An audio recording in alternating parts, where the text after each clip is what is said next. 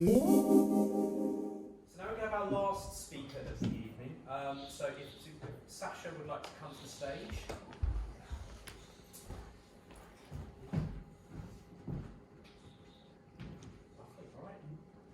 Oh, we're on. Right, off we go. Hello. I am Sacha. My name is Sacha. I'm he, him. And also I'm a fraud because you're a real scientist and I'm doing stupid, dirty history. No, I'm joking. I think it's bloody cool as well. And I have got an MSc in evolutionary anthropology. I've also been told that if I, thank you very much for that. I've also been told that if I overspeak, because I have way too many slides, I'm going to be tackled by Alfredo. Now that's going to make for a really fun viewing for you, but I am also the final boss before you get to have your wine. And it's okay, because I've had loads of caffeine, and when you listen to a podcast and you accidentally hit like double play or triple play, that's what we're going to be doing, alright? So really, really fast. Let's go for this. So, Space Invaders, we're going to talk about the queer history of video games. And if you have never played video games, I'm a little uncertain about that. I think most people have, in some sense, played a video game. And if you're not into them, don't worry. You don't need to know a thing about video games, but I'm going to try and convince you that they're important, they're queer, and you should know some stuff about them. This is me. This is my narcissism slide. I'm a freelancer. Please pay me. If you want to find me on Twitter, I talk a lot of crap, but please do because I love attention. This is me in 3 different guises, and I've tried to use different video games to sort of illustrate the stuff that I do. So I build escape rooms. I'm an escape room builder and designer. So that's a bit like Minecraft. That's a game where you create worlds. I love creating worlds. I also do tours. I like finding things and discovering strange stories, particularly mermaid folklore. Again, get me a drink later. That's a whole other presentation. So I use this wonderfully binary problematic image from Pokemon in terms of going out and finding weird creatures and weird things. I also love kind of pulling apart heritage. So you've had a bit of a talk about heritage. What is it anyway? But also how deeply problematic it is. I love the British Museum, but it's a big house full of stolen stuff, basically, right? So I'm a bit like Tomb Raider, because I'm kind of going in and talking about stuff that I probably shouldn't be, but doing it anyway. And here's the moment where I go, yay, yet another cis, white, gay speaker talking to you about queer history. I'm going to be talking about gender, race, sexuality, stuff that I don't know much about, and I will probably screw up. And so please, at the end, rip me a new one. But I'm going to do it anyway. I hope we're okay with that. All right, moving on. Video games are art. They are.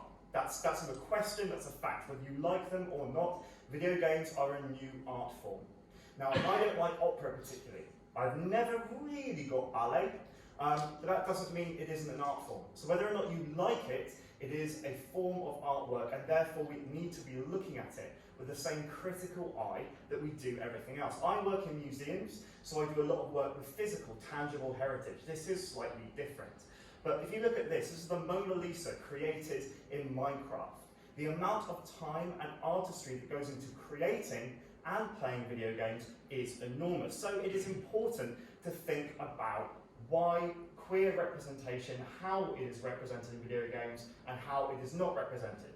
I apologise for the incredibly gender binary data up here. This was created by the video game industry, which tells you a lot about how they think. So it is very male-female, male-female. But still, it does show you that video game players are not the people you might expect. They are not teenage white boys. They are everyone.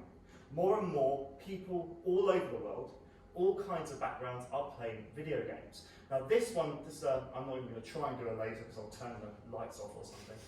But this diagram down here in the top bottom right hand corner shows you that the video game industry is actually bigger than the music and the film industry added together. So even if you don't like it, if you don't like Flappy Bird, that's fine. It's still huge and it ain't going anywhere, all right? And it's influential. So we're going to do a whistle-stop history of queer video games, or queer representations in video games, starting in 1986. So we're going to start with a game called Moon Mist. Now Moon Mist was this kind of, you had to basically do a write in every command, so pick up box, eat apple, you know, that kind of thing. And it was basically a kind of whodunit murder mystery story, and it had one of its different endings, so you had 4 different endings, involved a lesbian caricature, I'm going to call her a caricature, called Vivian Pentruth, which is the most wonderfully stereotypical, evil, lesbian villain name I could possibly come up with. She's insane. She tries to kill you. You kill her before she kills you. Classic trope. Queer people are dangerous and they are crazy, and their love gets in the way of the normal straight stuff. So we start off pretty badly, and we continue pretty badly. So this is from Super Mario World 2. This is a depiction of Birdo or Birdette. This is the weird world where I live in, where I get really upset about the correct gendering of pink monsters that shoot eggs, so you get into a very weird place with this. But in the original instruction manual for Birdo, they are described as follows. He thinks he is a girl, and he spits eggs from his mouth. He'd rather be called Birdetta. So in some ways, are Nintendo creating a trans or gender fluid character? If so, it is purely being done for comic effect. This character is meant to be funny, it's an enemy, you laugh at it. And in later iterations, because Birdetta or Birdo appears in other games, Nintendo have completely got rid of that story. So later editions of the manual, they wrote it out, and Birdo is a cisgendered female pink dinosaur with a bow on its head. And so they have an opportunity with the queer community getting behind these characters to tell a different story. They don't. And this comes back. Nintendo needs to do way better. This is a really cool story. So this is Keeper in the Castro. And this is from 1989. You can play this for free on an emulator on your computer. You don't need to download any software. It's all online. And I highly recommend it. This is the first example of a queer video game. A game designed by queer people for a queer audience. So the lesbian game designer has put in loads of references to basically the 1980s San Francisco situation, and there's a whole storyline revolving around HIV. In the original game, when you bought a copy, you were encouraged to donate money to your local HIV charity. So really, possibly the first empowering example of queer video games. Then we go back to the crap stuff, right? Sorry about this. Particularly sorry to my trans friends. This keeps coming up. Really, really bad trans representation. So this is a character called Poison. Now, Poison was in the 1991 game called Final Fight, which later became the Street Fighter series. Poison was initially meant to be an antagonist, a female character, highly sexualized, that you could attack and beat up. But then when the Western kind of European and American audiences were getting this game, they got very upset because they thought this would encourage violence against women. So of course Capcom did a very intelligent thing, a very thoughtful and sensitive thing, and said, well, don't worry, it's not really a woman. It's a trans woman. So it's okay if you beat her up. Okay, I know, cute, I heard a what there, exactly. Now, in some versions, in the Nintendo version of the game, they actually completely reskinned the character and made them into a male-looking or appearing character. Later on, Poison has continued to appear in Street Fighter games, and she has got this kind of gender-fluid trans backstory. They've tried to kind of retro-write it, although it is still not done with any sensitivity. So, using the Japanese word, which roughly translates as new half or she-male, we're not doing much sensitivity here. Then we have things that are sort of in the middle. So this is the Earthbound series, also called Mother 2. This is a character called Tony. Now this is a classic thing where a character isn't overtly queer, but then later on someone will say, well, I did write it that way. If you read it a certain way, they are kind of queer. That being said, it's quite sweet. So there's a gay person in Mother 2, a really passionate friend who lives in an England-like place. I designed him to be a gay child. In a normal, real society, there are gay children, and I have many gay friends as well. So I thought it would be nice to add one in the game too. This is from the creator of the game, and it's actually incredibly progressive for an early 90s video game designer. That being said, the one thing that tells you this character might be gay or queer is that he's really, really into you. Because gay people, we're just really into our straight friends, we're just obsessed. Here's one of my things, and I'm just going to keep lambasting Nintendo because I love and hate them in equal amounts. So this character is in Ocarina of Time, Legend of Zelda, the And I Will Fight You, best video game ever made. In this story, Zelda, often in the Zelda games, is she's kind of a princess in the tower. You often have to rescue her. Later on, they have created a slightly more interesting story for her, but only in the later games. But in Ocarina of Time, she has this kind of kick-ass alter ego called Sheik, who basically has these ninja skills, who helps you out, who's really androgynous, who, in fact, no one really uses a pronoun relating to Sheik. It's very ambiguous. And because of this, the gender fluid, non-binary, and queer community have got really excited. Like, maybe like Zelda's non-binary, maybe Zelda's got this other side to them. And then, of course, Nintendo went and pissed it all away by saying the definitive answer is that Sheik is a woman, simply Zelda in a different outfit. Read a book, Nintendo. It's so disappointing because if nothing was said, we would be in a much better situation. So we're now leading up kind of into the 2000s, the early 2000s, and this is when we start to get a spate of games where you can create your own character. So The Sims being a classic one, huge queer community around The Sims. I remember finding that incredibly empowering to be able to have same-sex relationships as a closeted 14-year-old on The Sims. So that was something that was really cool. In fact, same-sex marriage existed in The Sims before it existed in the UK and America, which is kind of huge. The issue with these games where you can create your own character and maybe have same-sex relationships is the onus is on you as the player to create that experience. They're not going to pollute the experience of a straight player. It's only if you force that to happen. There are some examples where that is different. Now this is Juhani. Now this is one of the weird things. As a historian, as someone that works in museums, often when I talk about queer people from the past, it's really difficult to use words like lesbian, trans, cis. You know, these words were not used in the 1800s. So we kind of retroactively have to think around corners. And often you get a lot of questions thrown back at you. How can you prove they're gay? The wonderful thing about video game characters is they're coded. So if you go to Juhani's code in Star Wars Knights of the Republic, you can see that Juhani is coded to be a cisgendered lesbian. You can actually see that in the way that her character type is attributed, the characters that she will initiate romantic relationships with, and the character types that she will not. Now this is where we come into a bit of a dark space. The reason you can see this code is because it has been hacked. And there is a popular hack which is being talked about on this particular forum so that straight male players who've created a male avatar in the game are still able to have a romantic relationship with Juhani by changing her coding so that she will respond to you as a male, which is so sinister. The ability to recode a character so that they're not queer. So it's even happening in video games. Let's go for a little bit more of a positive note. A fantastic game, again, I will fight you, The Last of Us, which is a series of games set in a kind of a franchise you wouldn't expect to have great queer representation. We're talking zombie apocalypse, right? But in this, there is the character of Ellie, and Ellie has a very beautiful, it is a very tragic, but very beautiful kind of coming out story. She is a lesbian. The creators of the game have said she's a lesbian. Her character, like actual visual appearance, is based on a lesbian female actress. So it's very clear what Naughty Dog, the creators, were intending on doing. And bottom left is the trailer for the new game, The Last of Us 2, that will be coming out soon. It's the first example of a same-sex kiss in a trailer for any video game ever. So it's pretty huge.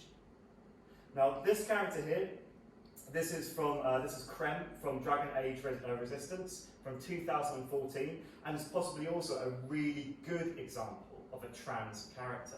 So this is a character, he is a kick-ass fighter, he's got a backstory, you can get to know him, he's really well fleshed out. And one interaction will allow you to ask, if you get to know him, if you earn the privilege, a bit about his backstory, about how he was assigned female at birth. But that does not come into play, it doesn't hamper who he is today, it doesn't define who he is. And this is why I want to say the importance of queer video game characters. The picture in the top right is of a cosplay recently in Florida. So Krem has become an incredibly popular character for non-binary and trans people to cosplay, because when you can see yourself represented in a game, it is so powerful and empowering. It's dangerous to go alone. Know the quote if you get it. If not, don't worry. We're going to go to some dark stuff, all right? Because I think anyone that plays video games knows it's a bit of a crappy place for queer people. So this is an example, going back to Ellie, who is definitely gay because everyone says she's gay, and she says she's gay, and the creator says she's gay. Straight people, not so convinced. a little bit unsure. Ellie is not gay because they know better than the company that created her. Maybe it was an experimental game. Someone's been listening to a bit too much Katy Perry. This kind of stuff is sadly very common, and representations today in modern video games of queer people are still often, apologies, pretty shit.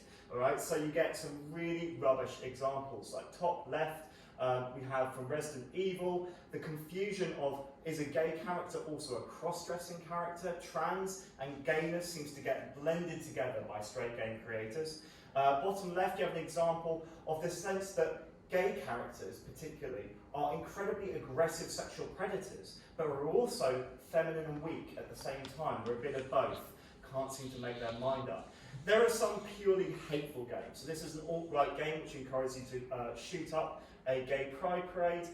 This here is an example of a kind of effeminate man which you can hunt down. He walks around with limp wrists in Deer Hunter, and you can mount his head above your fireplace. Then back to Zelda. I love Zelda, but this is the newest game, and it still has some of the weakest examples of queerness in any of the video game series. So this one character here is a builder who Nintendo have kind of implied might be queer. The only way that you know is if you take all your clothes off, he gets excited, because that's what defines us. Now, there is a pushback, there is a culture war going on at the moment. Some of you may have heard of Gamergate. A lot of this is focusing on representations of women, on representations of people of colour, but also very much on queerness. I would highly recommend going off and looking at Caroline Petit. So there she is there. She does a talk on a YouTube channel called Feminist Frequency, where she talks about trans and queer representations in video games, and she's awesome. But it's still a real issue. If you look at EA, a huge video game company getting a massive backlash simply for including LGBTQ+ characters. This was not hard to find at all. The bottom statement, will the inclusion of LGBT characters in my game detract from possible sales? This was a forum on one of the biggest video game design colleges in the world. So this is what people who will be designing the video games of tomorrow are asking, their concerns. So this is very worrying for us. We will respond to the middle comment. People should make the art that they come up with. If LGBT people want LGBT games, they should learn how to make games themselves. Okay, we can make them. This is an example, Dream Daddy, which when I first heard of, I was like, no, this is going to have to be hella problematic. Actually, everything I've heard, it's pretty bloody inclusive. And I just want to read this quote. I rarely saw trans characters in games, let alone ever had the option to be a gay trans dad who had given birth to his daughter. Such representation, especially positive representation, was groundbreaking and proved how easy it could be for developers to include trans characters in their games. It is a decision not to include queer people in your game. We have to flip it the other way. It's not a decision to include them, it's a decision if you decide not to. And queer people are making all kinds of games. We have a puzzle game, bottom left, which is called Limb, which is basically about trying to blend in by changing to be different colours to match or contrast against other shapes. You have a game like Dysphoria with the number 4 in the middle, which is basically telling the story of a trans woman during her transition through this like Atari-style kind of retro graphics. We create some really violent fighting games where you can be a gay character that beats up Republicans, if that's something that gives you joy. And we also create really kind of cheesy games about romance and sex. We create all the stupid stuff that straight people get to play. If you do want to download one game, I am not being paid by this company, you please should download Gone Home. It starts off a bit like an escape room. There are no zombies, it's not frightening, and there are no time limits. But it tells a beautiful same-sex romance. It's really heartfelt, it made me cry, and it's not just one big tragedy. I want to shout out a few queer video game designers, so Jeb Havens, who works at Maxis that created The Sims. That's one of the reasons why they had same-sex marriage before anyone else. Anna Anthropy, who's a wonderful trans game designer, and Robert Yang, who creates really arty, often quite sexy games, all right? But we want to create all the kinds of games that straight players have been playing for ages. Episode of Black Mirror, if you want to learn a bit about how video games create a space where we're all a bit queer. You can play as any character. You can have all kinds of relationships. They're a wonderful playground for people to be queer. And also there are loads of networks for queer gamers, because the queer gaming world is not a particularly safe space. So lastly, I just want to put out my expansion pack. So an expansion pack is something you add to a game to make it better. So here are the things I want. I want a mainstream queer protagonist, not just gay, sorry, queer protagonist. That we're often side characters, and we're getting better at that, but no real representation. Representations of queer people of colour. This was a very white presentation. Non-binary and gender non-conforming characters. Let's broaden this a bit. Asexuality being explored, not just about being frigid. Stop relying on tragic queer narrative. This is not 1980s EastEnders, all right? We've moved beyond this. We don't always have to be tragic. More consultation with queer communities. And Nintendo, please just do better. Thank you very much.